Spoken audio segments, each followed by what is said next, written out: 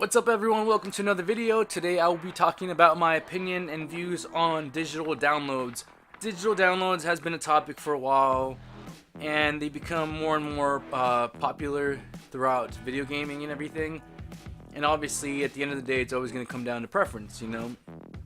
Now, I'm not going to pretend that I don't have a pretty big library as far as digital downloads go, but it comes down more to the aesthetic of having a physical copy in front of you, the memory and the sentimental value of the game itself, you know.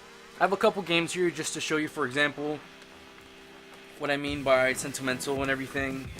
So, the first Watch Dogs, I bought this when it was running at 20 bucks, like way over. This came out in like what, 2013 or so, and I got this game in like 2015, 16 maybe even. But I absolutely fell in love with the series. I love the hacking. I am a sucker for all that stuff. So as soon as I beat this game, I was highly anticipating the second release. And as soon as I saw the trailer for this, I went straight to my GameStop, pre-ordered it. I went to the midnight release, picked it up, went home, downloaded it. And I played it for like till 3 a.m. that morning, and I was anticipating this game forever, and it was just the fact that when I went to the midnight release, I'll show you a picture that I posted on Instagram for it, and I even have a Watch Dogs tattoo right here, so that's how you know that's one of my just favorite franchises ever. And Ubisoft, I'm waiting on the third installment, so come on, please make this great. That's one of the examples. I could have bought Watch Dogs 1 digitally, but it would probably have been still like 40 bucks at the time instead of getting it for $9.99 at GameStop for like pre-owned.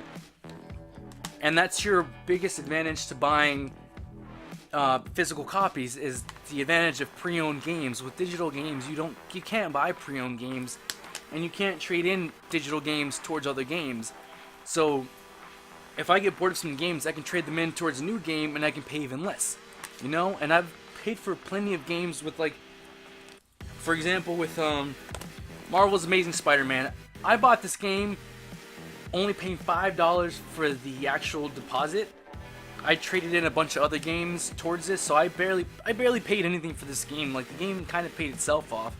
You know, I have a bunch of games sitting on the shelf that I don't even play anymore, and it's just to trade it in towards something a lot more worth it. Like, I traded in my copy of the Amazing Spider-Man 2 on Xbox One for this game because I already beat the game twice.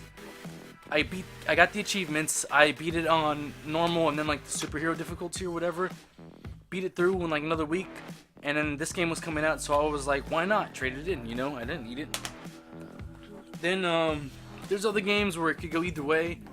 So like, for example, Super Mario Odyssey and Mario Kart 8 Deluxe.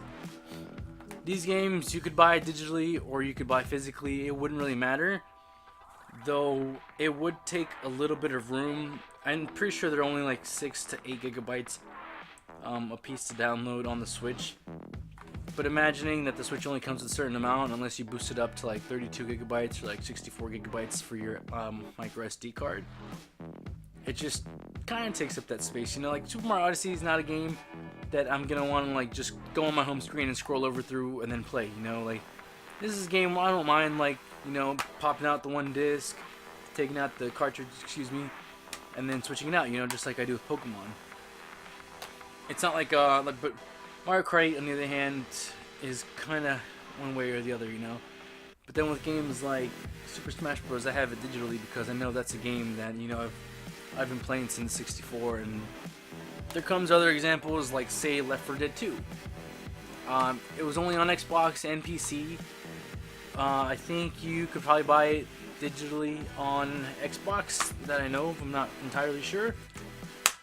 But I do have both of these games on my 360, and I have both of them on my Steam account too, just because it's free to play online. So with Xbox, I didn't have Xbox Live for a long time because I didn't have a job when this game came out. I was like 15, I don't know what. And I just played with computers, and then it got extremely boring. And then even when you did get Xbox Live, not that many people were playing Left 4 Dead 2 at this time. And, you know, it's just easier to find people on the Steam game because people are playing Steam a lot more than some old console games, you know. Buy them pre-owned, you can trade in you can basically drop the price down or buy it even cheaper than it is, you know?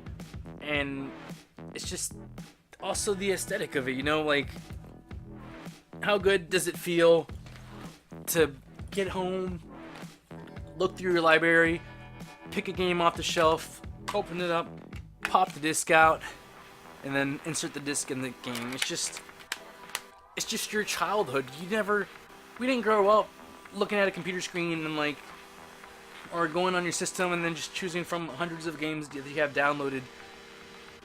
It was always cartridges or CDs or something that you had to like go through, and I just love this, you know? And a lot of this actually ties into Blu-ray now, because I wasn't a fan of Blu-ray at all, just because I didn't have a Blu-ray player until they installed it in the consoles. But Blu-ray movies started doing these things where they give you a Blu-ray copy and the digital code, and sometimes they even give you a DVD copy so you can watch the DVD movie as well. So I really admire that they do that. So this one, you know, comes with the Blu-ray copy, which I almost never use. And then it comes with I already downloaded this, so it doesn't matter, but it comes with a digital copy. So if I really wanted to, which I do, believe me, I do, with all my games or all my movies that I buy digital now, I can it's as easy as just going through your phone, navigating an app, and then just go to my library, and, you know, I can just stream it just like that. And you can download it, so you don't even have to use Wi-Fi or your cellular connection. You can just download digitally, which kind of sucks because it's a lot of memory, but it's that easy, you know? I can just watch all these movies on the go, and that's the convenience that the digital games do bring to the table. The fact that I can just turn on my Switch and I have 3 AAA titles ready to go, or my 3DS where I have a crap load of titles I downloaded, and it's just like I don't have to bring a game case for my 3DS, because I don't have to bring like my 6 physical games.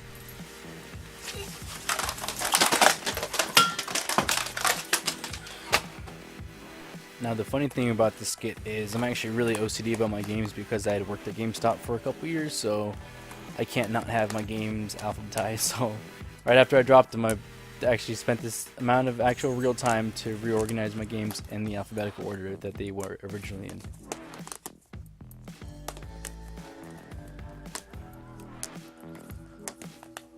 Now, the biggest downside to physical games is that if you're going on a road trip and you're bringing, say, your PSP, you have to bring all the games with you, because you're going to get bored with just a couple games, and you never know when you want to play a certain game or what game you're going to be in the mood for.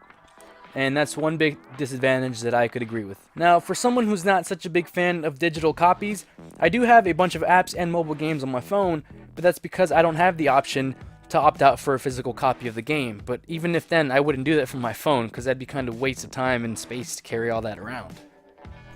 I just keep Legend of Zelda Ocarina of Time in it, and then I have all these digital games, all the ROM games, you know, my Super Mario Bros., Super Mario Bros. 2, Super Mario Bros. 3, Legend of Zelda, Kirby Dream Land. Like, I have all these that I can have on my system, and that's where it becomes convenient. But as far as, like, some of the newer titles, I just prefer to have a physical copy of them, you know? It's great to, like, look at this and say, oh man, I remember when I went to that midnight release, there was a dude there dressed as Spider-Man.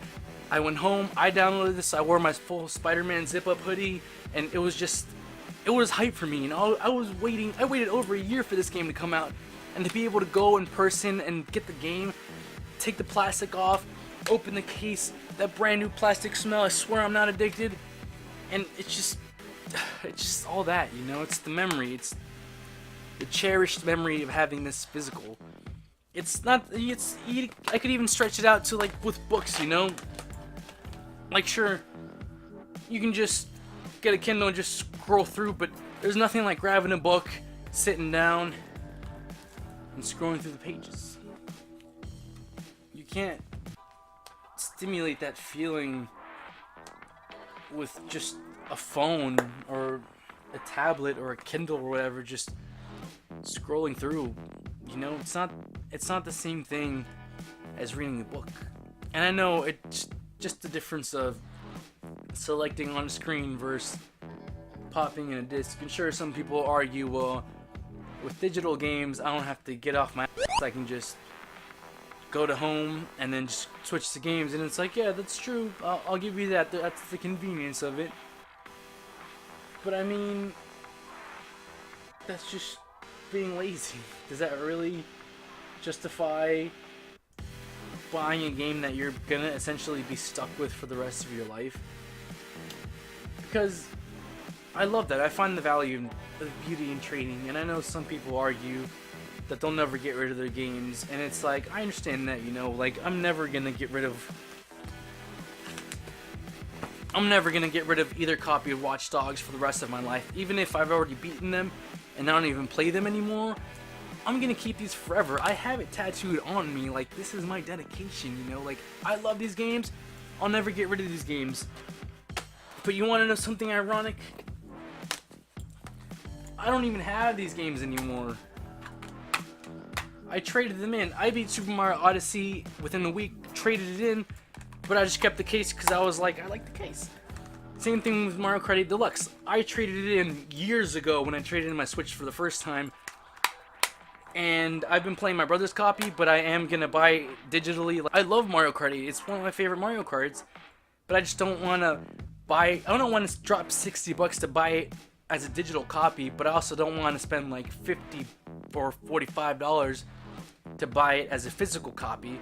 Because then that means I'm going to have to switch it out when I'm playing Pokemon or when I'm not playing Pokemon.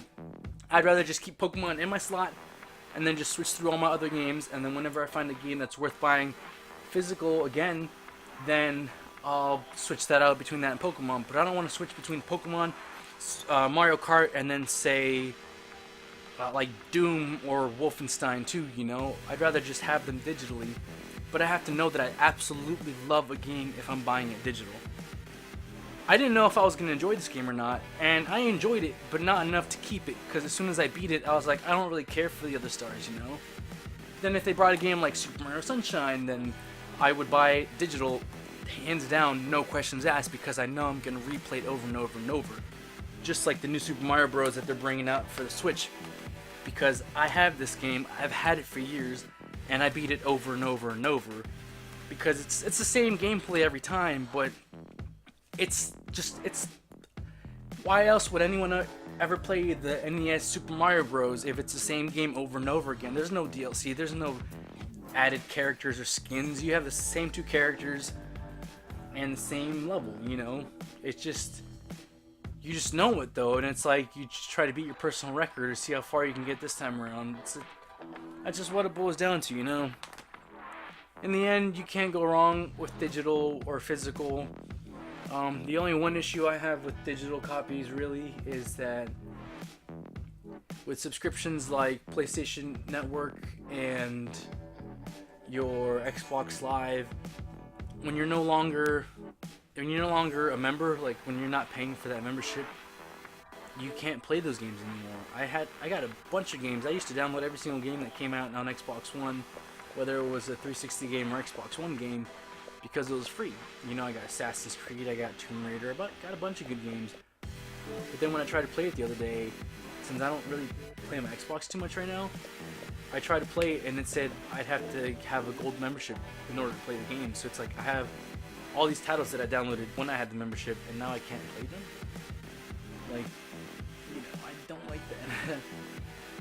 And then, you know, they can always patch games, and once the shop goes down, like for the Nintendo eShop, as soon as the Wii closes, if it hasn't already shut down, then you can't re-download those games anymore. You know, they're lost forever, and it's just like that. But then there is the advantage of if you break a disc versus a digital game, if it's digital, then you can just re-download it. You know, you can always delete it and re-download it as long as you have access to your account in the system. So there's a lot of pros and cons, but it really just boils down to everybody. I say the games that you really, really love, buy them digitally if you want to spend that money. But if you're not sure if you are going to try a game and they might not have a demo for it, then I'd probably recommend buying it pre-owned, because you can always return it within like the 7 days and all that stuff. So that's my argument on that. Yeah. And stay tuned for next week's video. Should have something else ready soon. I'm going to be starting the science channel as well, or it's on the same channel, but I'm going to be starting Science Talks, and you'll know because it'll have different intro and outro, and I'll just be talking about things I find interesting in science nowadays, correlation with movies and video games if they apply, and then I'll give my opinion followed with the research that I found, of course crediting all the sources that I have listed. So thanks for watching, see you next time.